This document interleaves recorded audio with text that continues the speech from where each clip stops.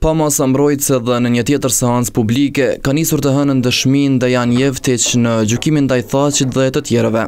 Zyra prokurorit të specializuar pretendon se Jeftić ishte arrestuar në korrik të 98-s nga disa shqiptarë të uniformuar dhe ishte mbajtur në fshatin Budakov. U arrestua së bashku me 2 të afërm të tij, nga 2 shqiptarë të armatosur me uniforma të zeza. 3 serbët janë dërguar në një shtëpi në Budakov, ku janë lidhur sytë dhe i kanë pasur duart e lidhura. Më pas, ata janë rrahur me pushkë dhe me zinxhir dhe janë hedhur në një bunker pas një shtëpie ku edhe janë marrë në pyetje.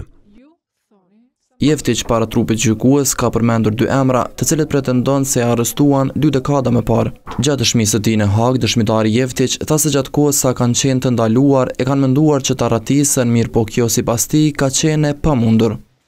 Në atë kohë Shukri Gashi jetonte në Muhlan, sikurse edhe unë, ndërkohë Sokol Kabashi jetonte në Krushicën e poshtme. Jo, nuk ishim në gjendje të largoheshim as nga atje.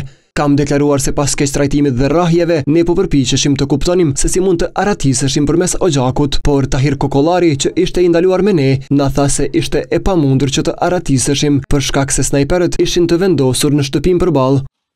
Dëshmitari Dejan Jeftić mohoi të ketë bërë rezistencë në momentin që është arrestuar, teksa për njërin nga personat që arrestuan tha se ishin fqinj dhe kishin shkuar te njëri tjetri.